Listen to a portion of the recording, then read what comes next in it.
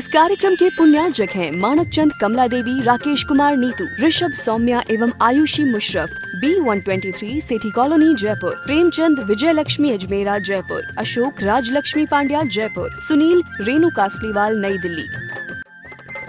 श्री नरेंद्र, श्रीमती सुदेश रानी जैन, विपिन कुमार, संगीता जैन, मुजफ्फरनगर निवासी, प्रवासी, दुर्गापुर, पश्चिम बंगाल, संजय, दीपा जैन, राजीव, सोनिया जैन, पूनम चंद, सविता जैन मेरठ, पंकज, श्वेता जैन दिल्ली, अभिषेक, रिद्धि, सिद्धि, वैभव, आंचल, सोबित जैन एवं समस्त नावला परिवार। अतुल जैन, प्रेरणा जैन, दीक्षा जैन, एशियाड गेम्स विलेज नई दिल्ली, राजेश्वर जैन, शशि जैन, जैन मिलन विहार, मुजफ्फरनगर उत्तर प्रदेश। ध्रुव, पर्थ, नमिता, धीरज गर्ग, गुरुग्राम, परिधि, रिद्धिमा, नेहा, विकास जैन, गुरुग्राम, मीना, विनोद अग्रवाल, रोहिणी, दिल्ली। श्री मुनेन्द्र कुमार जैन, सरिता जैन, अतुल जैन, शिप्रा जैन, आर्यन जैन, मनीष जैन, श्वेता जैन, मीशा जैन, मुजफ्फरनगर। श्री राजेंद्र कुमार जैन, श्रीमती मंजू जैन, आशीष जैन, मीना जैन, पारस जैन, स्वाति जैन, समृद्धि जैन, सिद्धि जैन, शाश्वत जैन, जैन महिला मंडल, चंदर नगर, सहारनपुर। श्री किशोर भाई खंधार की पावन स्मृति में श्रीमती सुषमा खंधार, परिमल खंधार, मोना खंधार, मुकेश कुमार, साक्षी कुमार, ईशा कुमार, डिम्पल गांधी, सोनल गांधी एवं हितार्थ गांधी, अहमदाबाद।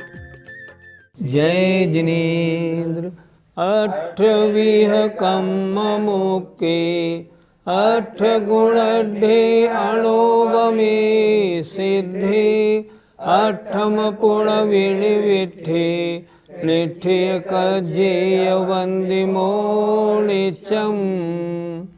पंच परमेष्ठी भगवान की जय। पिछली ज्ञानशाला में भूतार्थ और अभूतार्थ पर चर्चा हुई थी।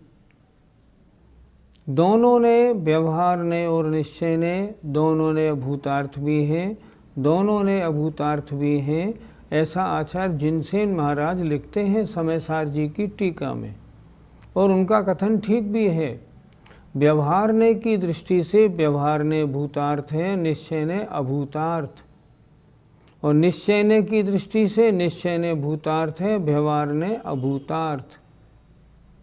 आत्मा कैसा है? भूतार्थ और अभूतार्थ दोनों के द्वारा जैसा बताया गया वैसा है। वर्तमान अवस्था में व्यवहार ने जैसा है, स्वभाव से निश्चय ने जैसा है। बहुत अच्छा विषय था। आइए आज नई बात करते हैं। निश्चय ने और व्यवहार ने किन व्यक्तियों के योग्य हैं, किनको किस नय से जानना चाहिए, उपयोगी होगा। देखें, शुद्धो शुद्धादेशो प्रादवो परम भाव दर्शिहिं, व्यवहार देश दो पुण जे दो अपरमेठिदा भावे। शुद्धो शुद्धादेशो, शुद्धो शुद्ध ने माने निश्चय ने, शुद्धादेशो शुद्ध दशा को बताने वाला है। क्या अर्थ हुआ?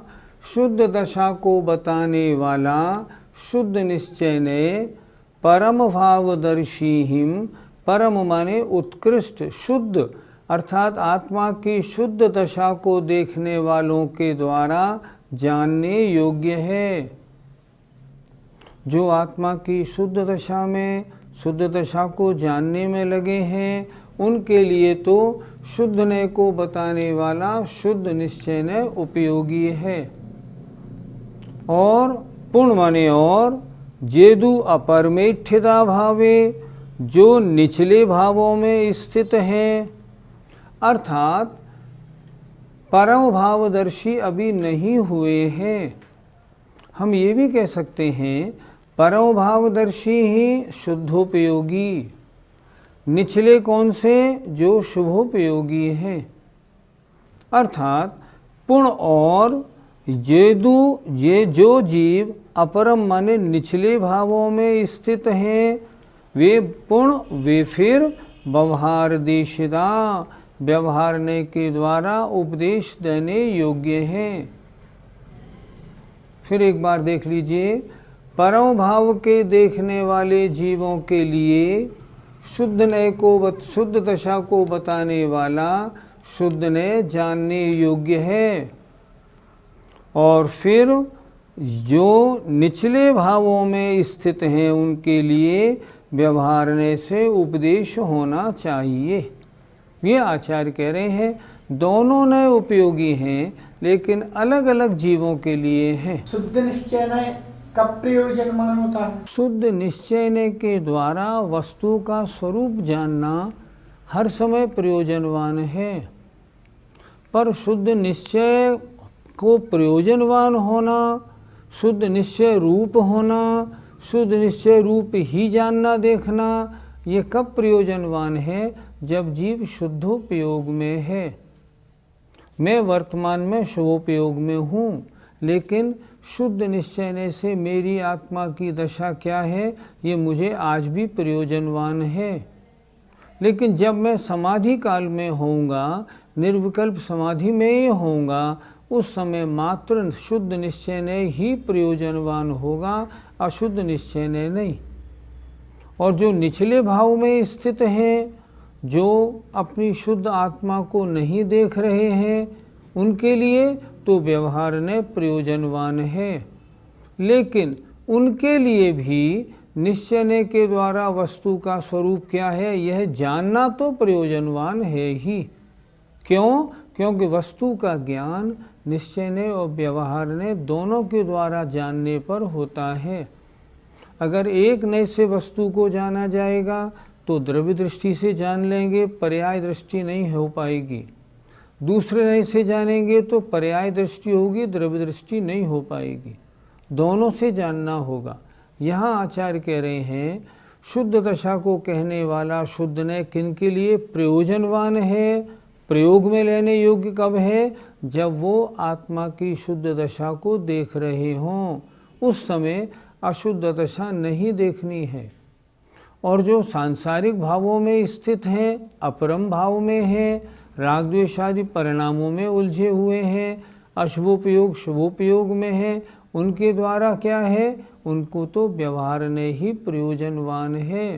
पर व्यवहारने का जानना भी प्रयोजनवान जब माना जाएगा जब निश्चय का ज्ञान तो हो। ऐसा नहीं मैं तो राग द्वेष सहित ही हूँ, यही मेरा स्वभाव है, ये नहीं जानना है। ये जानना है स्वभाव तो मेरा सिद्धों जैसा है, पर वर्तमान में अशुद्ध हूँ। पंडित जी, अगर गुरुस्थान की अपेक्षा देखें तो क्या कहेंगे? बहुत सीधी सी बात है। शुभोपयोग में व्यवहार ने प्रयोजनवान, शुद्धोपयोग में निश्चय ने प्रयोजनवान। जब शुभोपयोग में है, भगवान की पूजा भक्ति आदि में लगे हैं, व्यवहार ने प्रयोजनवान। भगवान अनादिकाल से दुख पा रहा हूँ, दुखों से छुड़ा दो, व्यवहार ने प्रयोजनवान। और जब समाधि काल में 7वें गुणस्थान और उससे ऊपर में है, तब आत्मा शुद्ध रूप में कैसा है, तब मात्र वो ही प्रयोजनवान। अर्थात शुभोपयोग के 4, 5, 6, 7 गुणस्थानों में व्यवहार ने प्रयोजनवान है, निश्चय ने गौण है। और 7वें गुणस्थान और उससे ऊपर शुद्धोपयोग में निश्चय ने प्रयोजनवान है, व्यवहार ने गौण है। पंडित जी, किस नए का आश्रय लेने से कर्मों का क्षय एवं मोक्ष की प्राप्ति होती है? दोनों नयों का आश्रय लेने से कर्म क्षय होता है। कैसे? समझें। सबसे पहले व्यवहार नय का आश्रय लेकर मैंने समझा मेरी आत्मा कर्मों से लिप्त है। फिर मैंने शास्त्रों में देखा इस कर्मों को छुड़ाने का मार्ग क्या है। व्यवहारने की चर्चा है, ऐसे मुनि बने, ऐसे ध्यान लगाएं, इस तरह कार्य करें, तब ये कर्म छूटते हैं, आत्मा शुद्ध होती है। और मेरा वास्तविक स्वरूप क्या है, मुझे बनना कैसा है, ये निश्चय की बात है। इसलिए दोनों नयों से बात करनी होगी। जब तक व्यवहारने से हम अपनी आत्मा को अशुद्ध नहीं मान लेंगे, तब तक शुद्ध करने का प्रयास कैसे करेंगे। और जब तक हम अपनी आत्मा की शुद्ध अवस्था को नहीं जान लेंगे तब तक उस रूप बनने की कोशिश कैसे करेंगे? मुझे ऐसा बनना है। कर्म क्षय और मोक्ष मार्ग में जब प्रवृत्ति होगी तो पहले व्यवहार नए में प्रवृत्ति होगी, फिर निश्चय नए में जाना होगा। ऐसा नहीं कि सीधे निश्चय नए में पहुंच जाए, ऐसे नहीं होता। पहले व्यवहार मोक्ष मार्ग होगा, फिर निश्चय मोक्ष मार्ग होगा। इसलिए दोनों ने अपनी अपनी अवस्था में, अपनी अपनी दशा में प्रयोजनवान हैं। पंडित जी, वर्तमान में हमारे लिए क्या प्रयोजनवान है? वर्तमान में हमारे लिए, क्योंकि हम अभी अपरम भाव में स्थित हैं। गाथा में आचार्य कुंद कुंद महाराज लिख रहे हैं, व्यवहार देश दो पूर्ण जेदु अपरमेठिदा भावे। हम अपरम भाव में स्थित हैं, अभी हम शुभोपयोग में हैं, इसलिए हमारे लिए व्यवहार में बहुत कार्यकारी है। हम क्या करें? हम भगवान की पूजा, भक्ति, दान, गुरुओं की सेवा, इस कार्य में लगें। इतना होने के बावजूद भी व्यवहार देश दो पूर्ण जेदु अपर मिठ्ठिदा भावे देखा जा रहा है। बहुत से निश्चय के मानने वालों ने भगवान की पूजा करना छोड़ दिया। पहले करते थे पूजा अभिषेक, अब बंद कर दिया। ये तो बेकार की क्रिया है, जड़ क्रिया से हमें क्या लेना देना। नहीं, उनका मानना बिल्कुल ठीक नहीं। जो अभी अपरम भाव में स्थित हैं उनके लिए व्यवहार ने प्रयोजनवान है। उनको देव पूजा, गुरु उपासना, स्वाध्याय, दान, तीर्थ यात्रा, जप करना, उपवास करना, इन कार्यों को करना चाहिए। उनके लिए यही प्रयोजनवान है। और जब ऐसा करते करते मुनि महाराज बन जाएं और फिर ध्यान लगाएं, तब निश्चय नए का संबंध प्रयोजनवान है। लेकिन जो ऐसे व्यवहारने को झूठ मानने वाले हैं, ऐसे लोगों को साधु कभी बनना तो है नहीं, इसलिए उनको निश्चय ने कभी प्रयोजनवान होगा ही नहीं, क्योंकि वे साधु अब बनना पसंद ही नहीं करते। उनके यहाँ तो अभी कोई प्रतिमा धारण भी नहीं करता। एक आध भूल चूक से मिल जाए तो बात अलग, नहीं। उपवास करने वालों की गिनती नहीं, जाप देने वालों की गिनती नहीं, बस मात्र पढ़ने वालों की गिनती है। ये चीज़ ठीक नहीं। पढ़ना और उतारना भी तो चाहिए। इसलिए जब तक अपरम भाव में स्थित हैं, व्यवहार ने प्रयोजनवान है। आत्मा शुद्ध करने के लिए जितनी क्रियाएं आचार्यों ने बताई हैं, जो गृहस्थों के लिए करने योग्य कार्य बताए हैं, उन सब में दत्तचित्त रहना चाहिए। प्रश्न हुआ, तो आत्मा को शुद्ध नए से कैसे जाना जाए? इसके लिए आचार्य ने अगली गाथा लिखी है। जो पसदि अपाणम अबद्ध पुष्ठम अनन्यम वेदम अविशेषम संयुक्तम तम शुद्धनयम वियाणी। शुद्ध नए आत्मा को कैसा देखता है? शुद्ध नए से आत्मा का क्या स्वरूप है? बहुत सुंदर बताया है। ये आचार्य कुंद कुंद महाराज की गाथा दिन भर याद रखने लायक है। जो पश्यति देखता है अपाणम आत्मा को, अबद्ध पुट्ठम न बंधी न छुबी, पुट्ठम स्पृष्टम, न बंधी है न छुबी है, अनन्यम अन्य अन्य प्रकार नहीं है, नियदम अर्थात समान विस्तार वाली, समान प्रदेश वाली, समान अवगाहना वाली है, नियत है। अविशेषम जो गुणों की विशेषता से नहीं है, नहीं देखता, विशेषता रूप नहीं देखता, तो क्या देखता है? सामान्य रूप देखता है। असंयुक्तम संयोग रूप नहीं देखता, संयोग रहित देखता है। तम उसे शुद्ध ने जानो।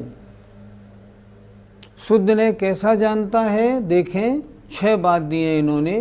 पहली बात, जो आत्मा को देखता है ना बंधा है, आत्मा किसी से नहीं बंधी, न पुट्ठम न छुबी है, अन्य अन्य रूप नहीं है, छोटी बड़ी नहीं नियत है, अविशेषम विशेषता नहीं सामान्य है, असंयोगी अर्थात संयोगों से रहित है। जो ऐसा जानता है उसको शुद्ध ने जानना चाहिए। शुद्ध ने की दृष्टि में आत्मा ऐसी है। पंडित जी, ये 6 बातें समझ में नहीं आई, इसको एक बार और समझा दीजिए। उदाहरण से समझते हैं। पहला विशेषण है अबद्ध अपुट्ठ, न बंधी न छुबी। उदाहरण समय सार जी में जो उदाहरण दिए हैं वही दे रहा हूँ। अर्थात जैसे कमल का पत्ता पानी में है, आप देख रहे हैं पानी से बंधा भी है और छुपा भी है, लेकिन आपने कमल के पत्ते को निकाला तो ना पानी से पानी उसमें बिल्कुल नहीं लगा। इसका मतलब पानी में रहते हुए भी कमल न पानी से बंधा है न छुपा है। इसी तरह आत्मा शरीर में है, रहने के बाद भी आत्मा न शरीर से बंधा है न छुपा है, न आत्मा शरीर रूप हुआ न शरीर आत्मा रूप हुआ है, दोनों अलग अलग हैं। शुद्ध नय से आत्मा शरीर में रहता हुआ भी निश्चय नय की अपेक्षा कर्म बंधन से रहित, पर्याय से रहित है। शुद्ध नय ऐसा कहता है। अनन्यम, अन्य अन्य रूप नहीं है। क्या मतलब? जैसे एक पेड़ है, एक चींटी है, एक भौरा है, एक कुत्ता है, एक देव है, ये सारी बातें जो हैं ये पर्याय को लेके होने वाली हैं। ये शुद्ध नय का विषय नहीं। शुद्ध नय तो इन सब में जीव को देखता है। ये सब क्या है? सब जीव हैं। अनन्यम, अन्य अन्य रूप नहीं देखता, एक रूप देखता है। स्त्री है, पुरुष है, नपुंसक है, ये कैसे हैं? ये सब मनुष्य हैं, बस सामान्य, विशेषता की ओर नहीं जाता। अन्य अन्य रूप नहीं होता, वो निश्चय नहीं है। नियदम, समुद्र है, पूर्णिमा को हुई, समुद्र में ज्वार भाटा आ गया, तो क्या समुद्र में पानी कहीं से बढ़ गया? नहीं बढ़ा, समुद्र तो उतना ही था। समुद्र में लहरें आ रही हैं, तो क्या समुद्र घट बढ़ रहा है? नहीं घट बढ़ रहा। उसी तरह आत्मा कैसा है? किसी भी पर्याय में हो वो तो असंख्यात प्रदेशी उतना ही है। चाहे निगोदिया की पर्याय हो, चाहे स्वयंभू रमण का मत्स्य या हाथी या कोई भी हो, आत्मा तो नियत है, बिल्कुल असंख्यात प्रदेशी, निश्चय ने ऐसा ही जानता है।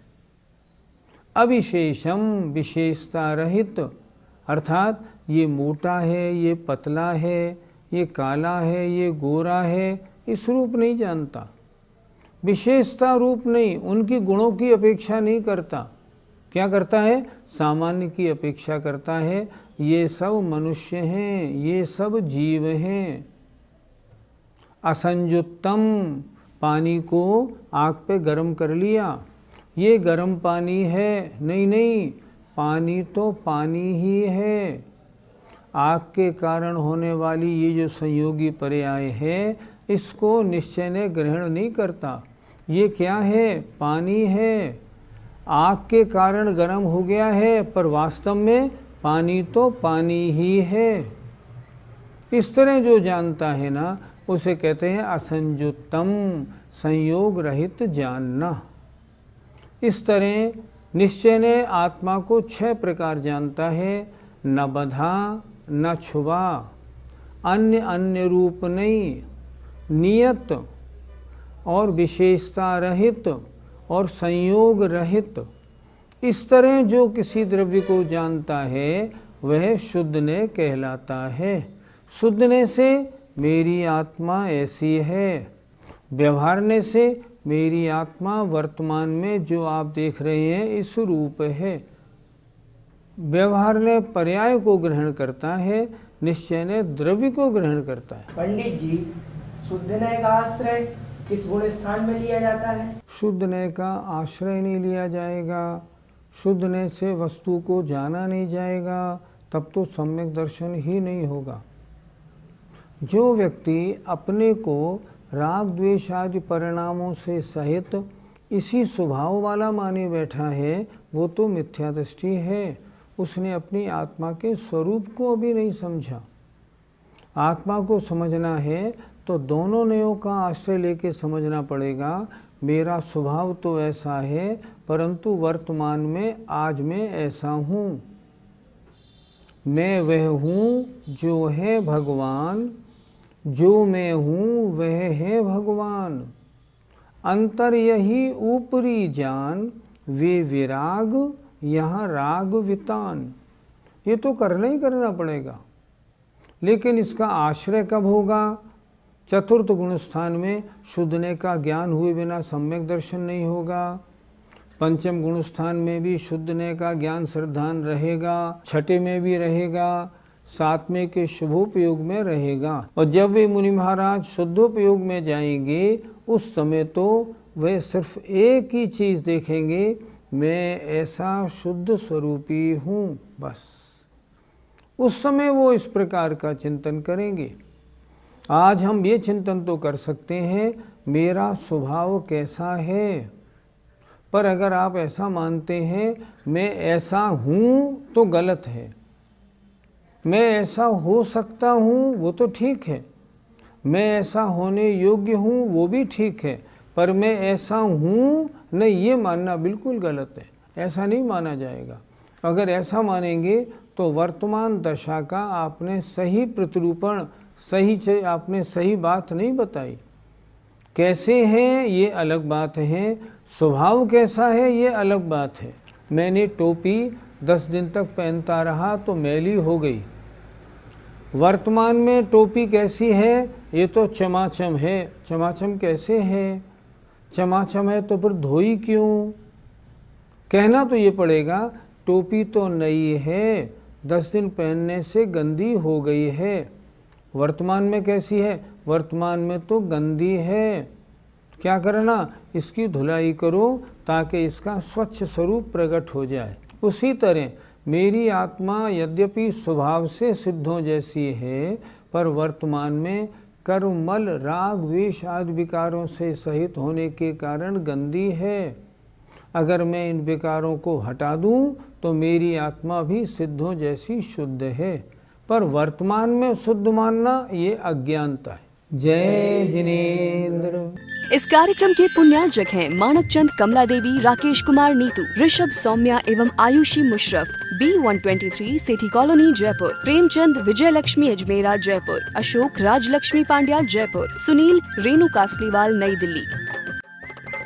श्री नरेंद्र श्रीमती सुदेश रानी जैन, विपिन कुमार संगीता जैन, मुजफ्फरनगर निवासी, प्रवासी दुर्गापुर पश्चिम बंगाल।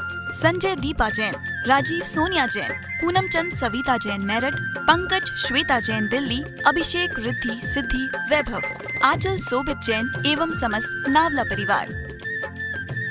अतुल जैन, प्रेरणा जैन, दीक्षा जैन, एशियाड गेम्स विलेज नई दिल्ली, राजेश्वर जैन, शशि जैन, जैन मिलन विहार मुजफ्फरनगर उत्तर प्रदेश। ध्रुव, पर्थ, नमिता, धीरजगर गुरुग्राम, परिधि, रिद्धिमा, नेहा, विकास जैन गुरुग्राम, मीना, विनोद अग्रवाल रोहिणी दिल्ली। श्री मुनीन्द्र कुमार जैन, सरिता जैन, अतुल जैन, शिप्रा जैन, आर्यन जैन, मनीष जैन, श्वेता जैन, मीशा जैन मुजफ्फरनगर। श्री राजेंद्र कुमार जैन, श्रीमती मंजू जैन, आशीष जैन, मीना जैन, पारस जैन, स्वाति जैन, समृद्धि जैन, सिद्धि जैन, शाश्वत जैन, जैन महिला मंडल चंदर नगर सहारनपुर। श्री किशोर भाई खंधार की पावन स्मृति में श्रीमती सुषमा खंधार, परिमल खंधार, मोना खंधार, मुकेश कुमार, साक्षी कुमार, ईशा कुमार, डिम्पल गांधी, सोनल गांधी एवं हितार्थ गांधी अहमदाबाद।